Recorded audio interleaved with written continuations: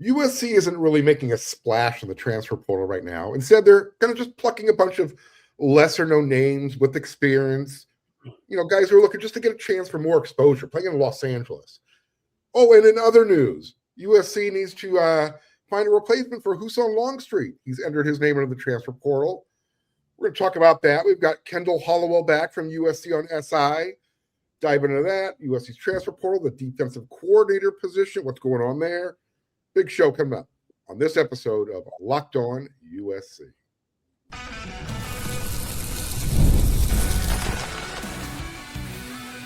You are Locked On USC, your daily podcast on the USC Trojans, part of the Locked On Podcast Network, your team every day.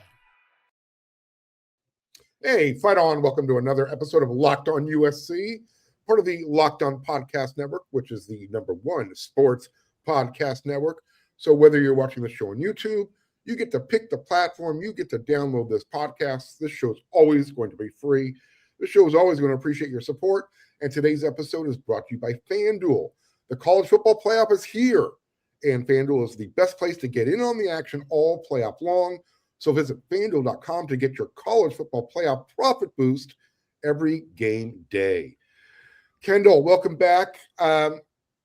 Look, I had a whole bunch of different angles we're going to go here with the transfer portal, but some late breaking news as we're going to publication here. Husan Longstreet has decided to enter his name into the transfer portal. That's USC's 5-star backup quarterback. Excuse me. His brother Kevin entered his name in the portal earlier in the day. Well, actually, he's been in the portal. I think he's going to New Mexico now. Yeah. I don't think Husan is going to New Mexico. No. No. Your thoughts on, and we'll touch on USC's other transfer portal needs here in a second, but does this change how USC attacks what they're looking for in the transfer portal? But first and foremost, were you anticipating Husan leaving USC? Yes. Okay. It's that way. When did you feel that way? Because going into the bowl game, there was a different feeling going on. Not from you, but behind. Yeah. When Jaden said he was coming back, I thought it was kind of set in stone there. And I think for the most part, I think it was probably 75% that he was going to enter the portal when Jaden said that he was going to come back next year. I think that they had some really upfront and honest conversations over the past several weeks with him and Lincoln Riley and all that, and talking about the future and all that. But I think just at the end of the day, he wants to play.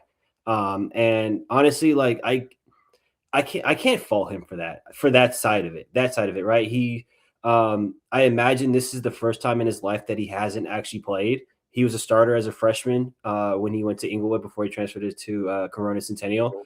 I imagine, he was the guy growing up in youth football, and he gets to USC, and this is the first time he's sitting on the sideline holding a helmet, and he doesn't want to do that again next year. And I know people want, especially SC fans, they want an open competition. They want some form of that. It's not going to be that. That wasn't going to happen. It just wasn't going to happen. Like right. Regardless, barring Jaden suffering an injury, barring Jaden, I think I talk about just in the spring and going in, barring Jaden, I think just straight up being just awful, right? Just downright awful during the season. They weren't going to make a switch at quarterback. It wasn't going to be his spot next year. It was going to be Jaden. And I think he knows that. And I think that was part of the honest conversations they had going forward. They would have found a role for him. He wouldn't have just been standing on the sideline all game. I think because you saw him, they use him in packages, not a lot, but I think they would have used him a little bit, maybe not a ton. I think the bowl game is kind of telling that it probably wasn't going to be a lot. Was that the final straw right there? I mean, like you said, you're gonna have packages for him. You're gonna use him. Yeah. He's not going to be started, but why not use that opportunity in the meaningless bowl game that everyone kept telling us about? It means nothing. Yeah. Not one single snap. Surprised, to say the least, and that might be an understatement. I was going in, I was like, there's no way that he doesn't play in this game, right? You've already used the bowl games don't count towards your eligibility, right? You can use the 4 games. The bowl games don't count towards that, so that wasn't going to change anything. Goal line sets, couple plays in there, rotate, like anything, literally anything to give him an indication that you're not going to just hold your helmet all season next year. And that's what happened. And, you know, again, like I go back to he's probably never not played in his life, and he doesn't want to do that for a second year. There's other sides of it. We can kind of get into that. There's a bigger picture that I think he's not seeing, but he wants to play in. I can give you a school I think that's kind of sneaky that maybe nobody's talking about. LSU. Well, they're not getting DeMond Williams. We know that. DeMond Williams. Yeah, that I saw that one. I saw that one. They're not getting Sam Levitt. It looks like for the most part, it looks like, I mean, he's spent an extra day. I saw that today. He spent an extra day at Tennessee today. So, and maybe with the news of the DeMond Williams news coming out that he probably saw is like LSU doesn't think of me as a priority as their number one option. So I'll go to Tennessee or whatever 90 school. I don't know. I think he's been a couple different schools already to visit. And then Arizona. I look at those two schools. Sure there's other options out there. There's 100% a market for Husan Longstreet. Everybody's talking about you're talking about a 5-star quarterback that just last year, right? Who has 4 years of eligibility left. Those would be the first two schools that come to mind. Again, there's going to be people that go after him. They're going to pay him. Like, it's not a money thing. It's not a money thing for USC either. Wherever he's going, he would get paid by USC for NIL. Wherever he's going to go, he's going to get paid. I think there's just a side of it that he's not seeing, and I wish him the best. Again, sure. Like people have seen, like I know Husan on a little bit of a personal level and all that kind of stuff. I root for him 100%. I support his decision. This is what he wants to do. And I hope he's great. I wish he was at USC, but I think he's gonna be great wherever he goes. No, absolutely. And this is the opportunity he's looking for. You know, more power to him. I wish him no ill will. I don't know the young man like you do. I've only had the opportunity to talk to him a couple of times, you know, just as a professional, you know, at a professional level. But look, I know a lot of USC fans are probably scrambling around or saying, you know, what are we going to do now? If you think about it, the situation in 2026 is really no different than it was in 2025. Yeah. You had Husan Longstreet, true freshman, was around for spring camp and, you know, learning the system, you know, going to come through spring, go through summer PRPs, fall camp, and, you know, eventually be the next guy. Yeah. Now let's fast forward to 2026. You've got Jonas Williams, the you know 4-star, 5-star Gatorade Player of the Year from the state of Illinois. Yeah, who's already on campus, who's going to be there for winter conditioning, spring camp, PPPs, fall camp. Oh, guess what? He's going to have the same amount of experience that Husan Longstreet had when USC opened season against Fresno State. Yeah. So, you know, I think USC knew they had the ace in the hole type of thing. You know, they had a little bit more leverage in the situation. But this is just the reality of college football now. You're an elite level quarterback. You see a lot of programs, they're not recruiting and developing now. They're just, we'll wait for them to come through the transfer portal. They'll be ready, you know, they'll fit our system. Let's make it work. Does this change I think just for USC and just for schools in general? If you recruit, like you said, you recruit a blue chip quarterback, 4 or 5-star guy, and he knows, or you know, he's not going to start as a freshman or a redshirt freshman, whatever you want to call it. Do you even not even recruit him? I feel like there's no point in recruiting him anymore at this point. You tell him, say, you know what, we can't use you this year. You go to that program. Remember us when the season's over in the transfer portal. You're like pre-tampering, maybe. I don't know. Maybe you set it up that way. Yeah. There's another school. You mentioned LSU.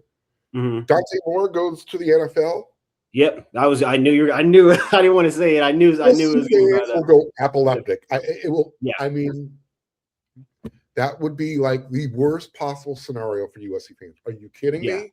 That's No, when I read it, when I literally read it, that was the first school that came to mind. I didn't want to say it, but that was literally the first school that came to mind. And again, they will pay him, and they have talent, and they can develop, and they will stick any way you can stick it to USC, because I know that USC has the same attitude when it comes to recruiting right now. How can we stick it to Oregon? So there is that behind the scenes backstabbing type of competition going on, so to speak. Yeah, it is. It's I mean, it's so rare because, Arch Manning sat for 2 years, and then he came as a third year. And I used Dante Moore as an example for I put it on Twitter, and it kind of blew up a little bit more than I kind of thought it was gonna. And he right, so the story of Dante Moore, right? He's committed to Oregon for a long time, and then he flips to UCLA for like a couple days. I think it was like 2 days before like signing day or anything like that. Bottom line is he wanted to play, right? He wanted to play as a freshman. You weren't going to play at Oregon. They had Bo Nix at the time. He wanted to play right away. Goes to UCLA, right? And they were going to well compensate him. He goes to UCLA. Really, it's not good. It's just awful in Westwood that 1 year, right? Whether you want to put it on coaching, whether you want to put it on the roster, or just him as a freshman, I don't think he was necessarily ready at the moment. It just didn't work out. So what does he do? He goes to Oregon, and he goes to Oregon knowing that I'm not going to play this year, right? I'm going to sit in, I'm going to wait, and I'm going to come back as a third-year player with better coaching, with better roster construction, and I'm a ball. I'm still have 3 years left, and I think that's the example that I wanted Husan to follow. That everybody wants to play early, right? Everybody wants to have that validation, especially when you're a 5-star quarterback. But you shouldn't be chasing. Again, I said it. You shouldn't be chasing early playing time. You should be chasing development. And the reason a big reason why Husan wanted to go to USC is because of the background of Lincoln Riley. Every time I talk to him and we're talking about a decision, he's like, "This is what Lincoln Riley's done. This is what he's accomplished, and I want to be the next guy." And I think it's just, again, the aspect of not playing again this year is the driving force. Yeah, look, these are the times of college football right now, and until things settle down, look, I mean, we're talking about rich people problems where we're talking about a backup quarterback is leaving USC. Compare that to Washington, who had their starting quarterback signed, sealed, and delivered, literally. Yeah. Oh, well, I'm breaking that contract. I'm going somewhere else. And I don't know, less than 24 hours later, he pulled a Kyle Ford. Just kidding. My bad. I'm going back to Washington. So these are. There's a lot of factors into that one. I think he didn't have a choice, honestly. Well, exactly. Well, yeah. I mean, man, is that going to be awkward, especially after Jed Fish's wife shredded him on the internet. Like, look, we can do another show about who's involved in making this type of stuff happen. We just don't have enough time to do it on this show, and I want to get on to the other stuff in the next segment. But excuse me, there's some unsavory characters out there who are just overpromising, under-delivering, and they have no business even being in these people's ears at all in their camps. So again, we can talk about that on excuse me. Got this cold on a different episode. All right. Next segment, we're going to get into a little bit of the defensive coordinator situation.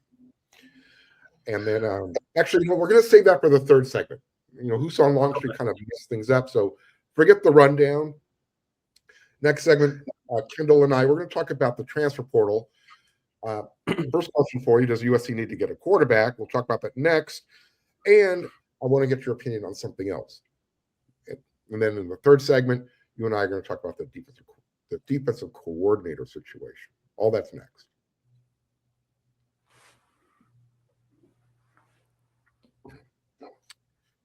Let's talk about something most men don't bring up, but absolutely should. Stress from work, you got money issues, life. It doesn't switch off at night. And when it shows up at the worst possible time, Rugiet Ready is designed to help you take back control. Rugiet Ready is the next generation prescription treatment created to support both the brain and the body so you can feel present, you can feel confident, and ready when the moment matters. Rugiet Ready combines the three clinically proven ingredients in 1 minute. It's going to dissolve under your tongue, and it absorbs really fast. You connect with a board-certified doctor online. Everything ships to you discreetly right to your front door. And for most of you men, you're going to be ready in about 15 minutes on average, so you can stay present, you can stay confident, and you're in control when the moment is right. If you've been thinking about taking the next step, now is the time. Head to rugiet.com/lockedoncollege. That's RUGIET.com/lockedoncollege, and you're going to get 15% off your order for a limited time. Rugiet Ready. Feel present, feel confident, feel ready.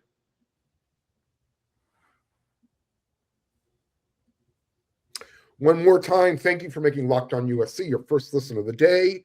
And thanks to all of you for making Locked On the #1 sports podcast network. If you're an everydayer, you like to listen to this show rather than look at this face, I feel you, I get it. Well, guess what? You have a chance to kind of level it up. You're living USC every day. Why don't you go ad-free? You can join the Everydayer Club today. You're going to get Locked On USC with no interruptions. You're going to get the members-only Discord access. You're going to get more than that as well. And you can get it all for just $5 a month, $50 a year. See the link in the show's description page for more information. Excuse me. Okay, Kendall. So we know USC's been checking off boxes, filling some needs in the transfer portal. Yep. First question, and I set it up. Maybe you'll agree. Does USC now go get another quarterback transfer portal since Husan won't be there? You're going in with Jade Mayaba, and you got a true freshman who I think's been on USC's campus now for 3 days. Yeah. Yeah. No, you have to go get somebody else. Okay. It's not even just a Jonas. It's just a pure depth thing, right? You only have 2 scholarship quarterbacks. And that was the whole thing with Sam Heward last year, right? They knew that Husan was going to be their backup. And I assume that Jonas, for the most part, they know that he'll be their backup. But you need it. Yeah. Just depth wise and just everything that goes with that. You need more than 2 scholarship quarterbacks on your roster. And again, what type of quarterback do you go get? I mean, you see if you can find another Sam Heward, honestly. So in other words, you don't want a 4 or 5-star elite type of talent. You don't want to upset the apple cart. So we're not. I mean, who are they going to get? Like, or who's going to be willing to go there? Right. I mean, again, like Jaden is locked in as your starter. I think everybody knows that. I think everybody understands that, especially if whoever they're looking. I think that was the understanding last year with Sam Heward that you weren't get a Dylan Raiola, DJ Lagway. No, Lagway's going to Baylor, and Rayola's not better than Mayaba. Like I mean, again, it'll be interesting to see what Oregon does to either Dylan Raiola or Husan Longstreet, whichever one they decide to go pick, because I know that's what Dylan is waiting on. And then again, I think that'd be the same thing with Husan. I think they'll kind of throw that in there. But yeah, you need another quarterback. You got to have just a veteran guy who's been in college, guy who can, worst to worst situation that he's ready to go and he's available. Like it's just, again, it's hard when you have a starting quarterback already in place. It's hard to go get somebody else. But I like Jonas Williams. I do a lot. You and I were both. Yeah, you and I were downplay this at all. You and I were both out there at the Elite 11. We talked a couple of days when we were out there, and we went out there to watch Jonas Williams. And he's a lot of ways he's kind of like Husan, like personality wise, like he's really composed. And they were both really well spoken and all that. With Jonas, just like watching him, especially, I know you remember the 7-on-7, the final, right? The 7-on-7 when they did the 7-on-7 tournament for the Elite 11 finals. And for people that don't know, people that don't know, so Jonas was just kind of going back. Each quarterback was going right 2 at a time, right, 1 on each field and all that. And Jonas was like one of the last people to go, so he was waiting for like 3 hours. I almost my phone almost died on that because I was watching everybody else, and by the time we got to him, I was on like 8%. My phone almost died out there. This is how long we were waiting.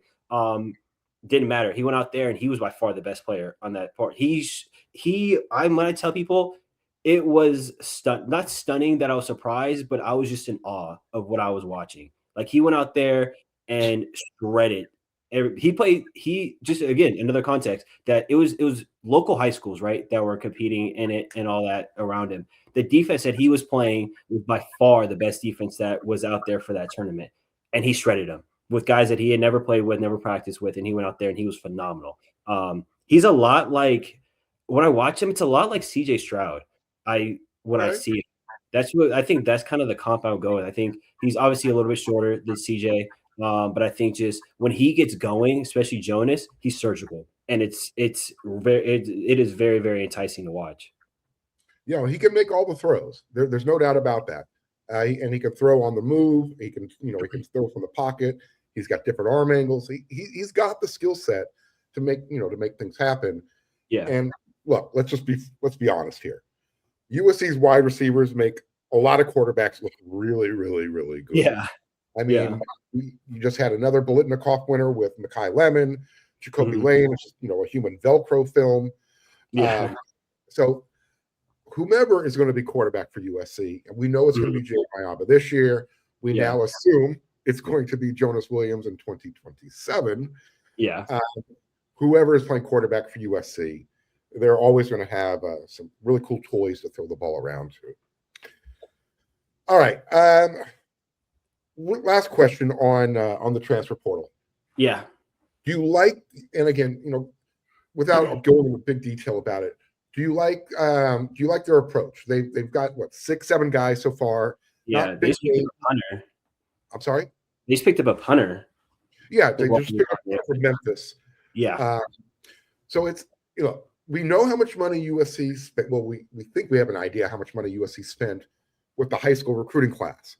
Yeah. A lot is the number. The number just says a lot. A lot, yeah. They've kind of taken a different approach with the transfer portal. It's more of the Nordstrom Rack as opposed to Saks Fifth Avenue.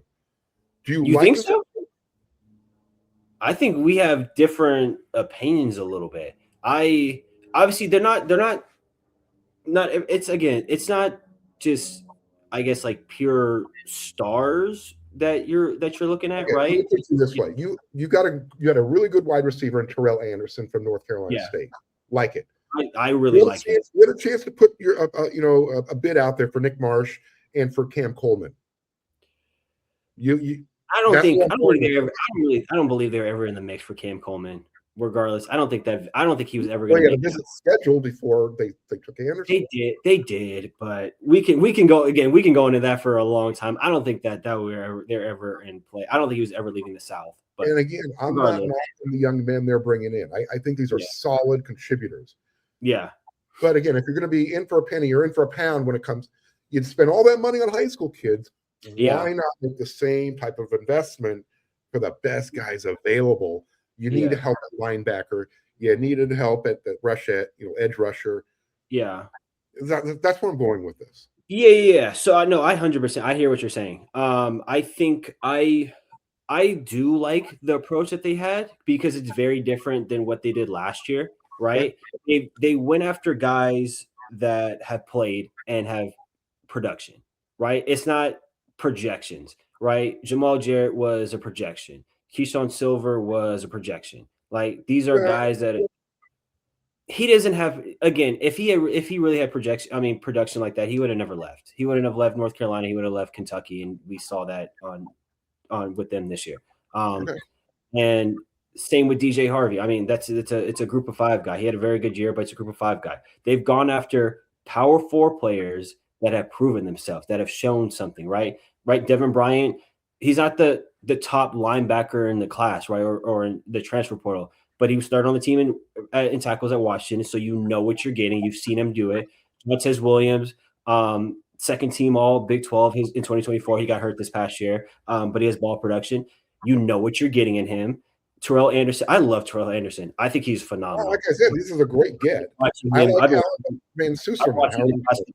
I think this kid is exceptional. I think he's going to be a star for USC. And again, he was productive. He had that massive jump from his freshman to his sophomore year. And that's what they did when they got Bishop Fitzgerald last year, right? They knew what they were getting with Bishop Fitzgerald. He was a good player for NC State for a couple years, and he comes to USC, and it's pretty much the same thing, except, he has a couple more interceptions and he turns into an All-American. They knew what they were getting in him. And I think that's what they've done this year, especially with those 3 guys. And then on the defensive line, right? They're not stars, but they got bodies. And again, they have shown something on the power 4 level. They're not the top flight guys that are available in the class. Yeah, I think, look, besides the cornerback from Iowa State, which I love, I think Jontez that's a solid pickup. You needed that veteran experience at cornerback, at least one guy. Yeah. I like the Michigan State guy. Because I think he's Gavin Meyer 2.0, probably a better version of that as well. Yeah, which is good for them. Sure. You needed experience at edge. You're getting that. I don't know how much experience on the field. I mean, he's 27 years old or however old he is, but 7-year college. Yeah. So, I mean, those are the boxes you're checking. Hopefully those are the bridges Yeah. Fill in to help USC's defense get back to where it needs to be. Yeah. Just speak on the interior, Jamion Winfield. Oh my goodness. I think I can't remember if I said it on here or if I was talking to somebody else, but I was like, that's a top 10 player in the country. I was watching him all throughout his year at Texas, and like there's a reason that A&M and Texas were relentless in the fall and trying to keep him from leaving the state. Like that kid he's gone to the Navy Bowl and they can't block him. He is exceptional. Not only that, Jamion Winfield is going to play in 2026.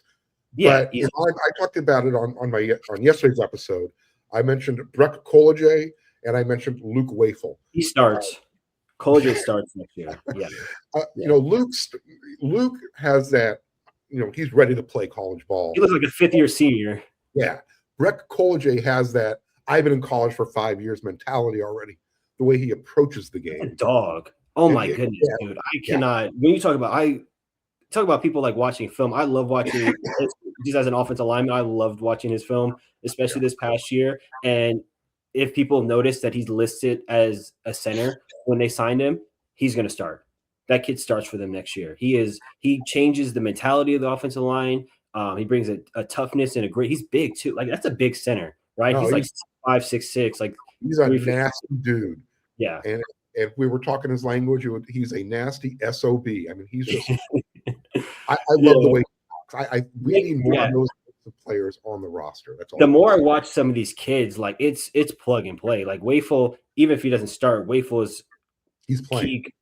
Easily. Winfield plays instant. The receivers, Feaster is.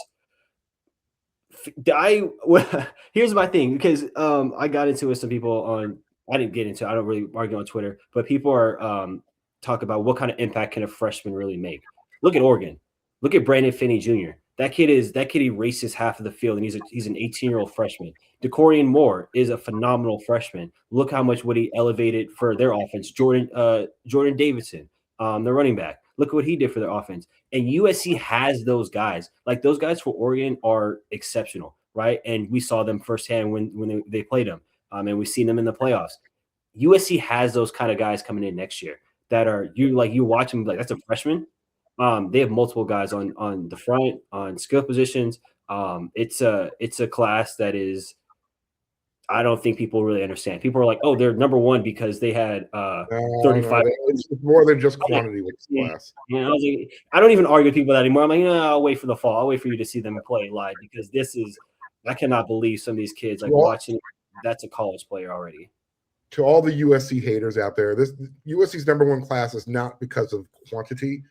It's because quantity plus quality says it's the number one class, and it probably leans more towards quality than quantity. When on this whole week, when On3 or 24/7 Sports is putting up their top performers list, I think you're seeing a lot of SC logos getting put up there.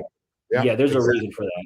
Yeah, exactly. These kids are different, and I've been saying that all year. Like as I just like watching just film in general, or just like watching some of these kids. The more I watch, like when I see like the guys that are recruiting, I see their commitment. The more I watch them, especially this fall, I'm like that kid is different. And there's a lot of I've been saying that a lot this past fall. There it is. All right, we're going to skip the Friday rant this week. Kendall and I were going to talk for a couple of minutes about the defensive coordinator situation. A little bit of a different angle, because I think everybody agrees.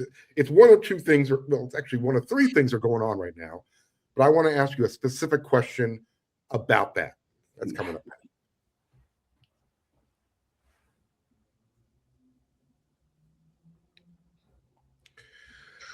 So the college football playoffs are here, and that's always a good thing.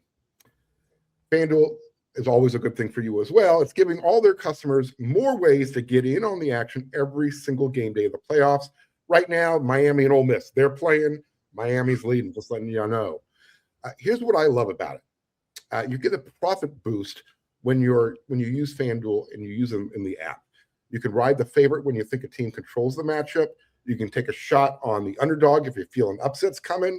Or you can try to build a parlay around the players and the moment you think decide the game. Then you apply the profit boost and go after even bigger winnings. And when you win, FanDuel pays out instantly, which is perfect for the playoff football scene. FanDuel is the best place to get in on the action all playoff long. So visit FanDuel.com to get your college football playoff profit boost every game.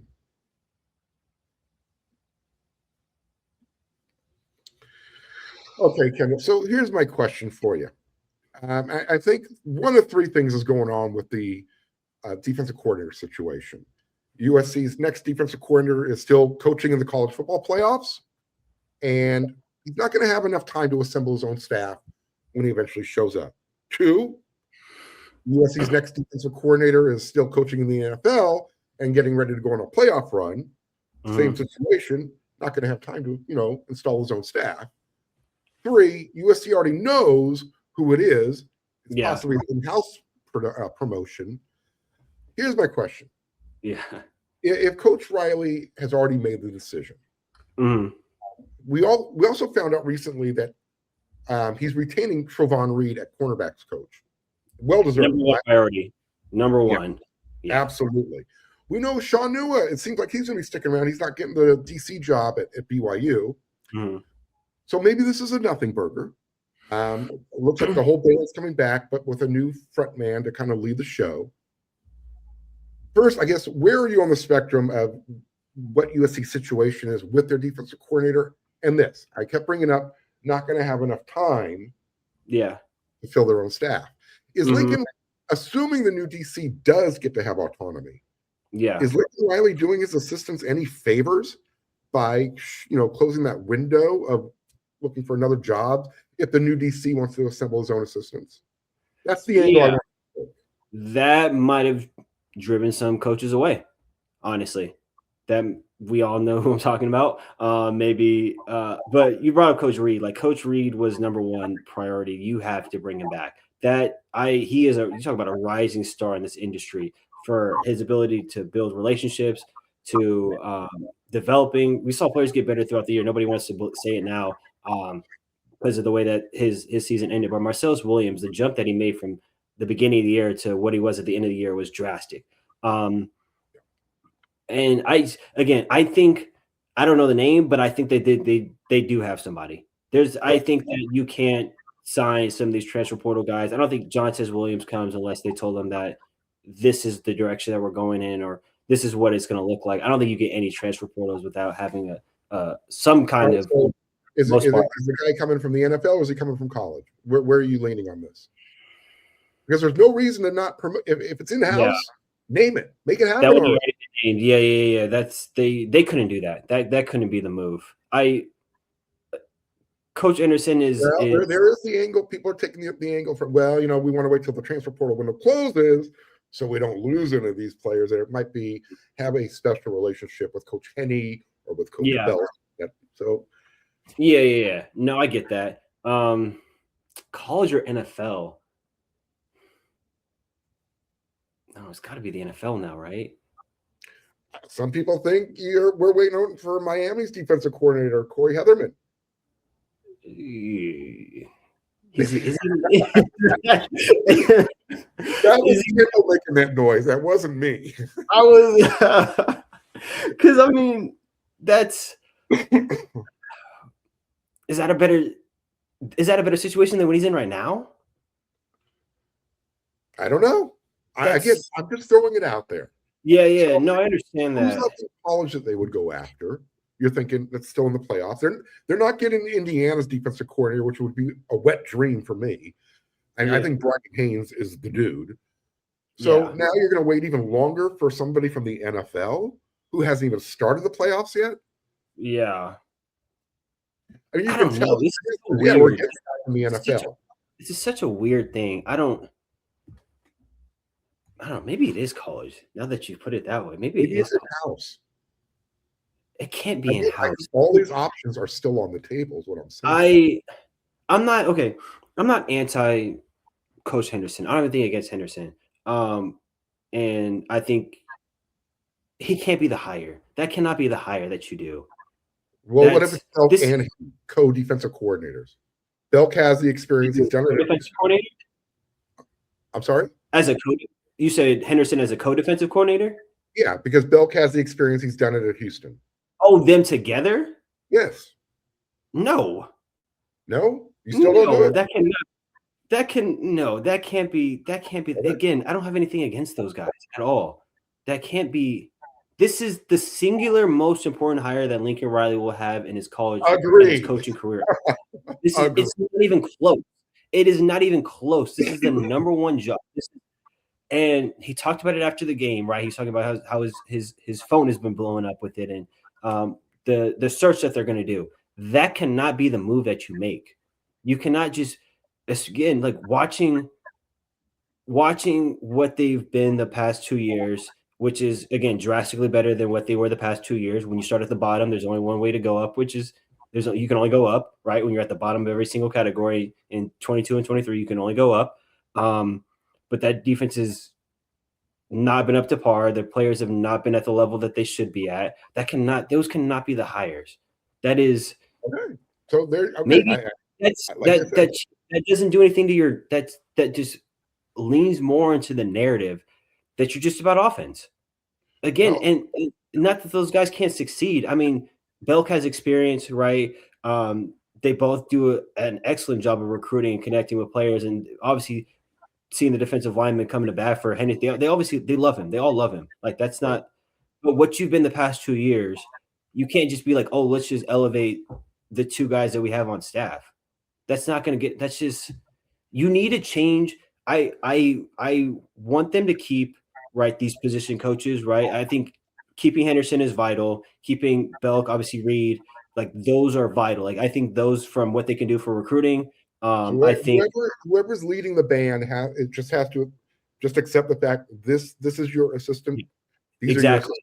For numerous reasons, like, those guys need to stay on. Okay. But you need to change the whole culture. You have to change everything.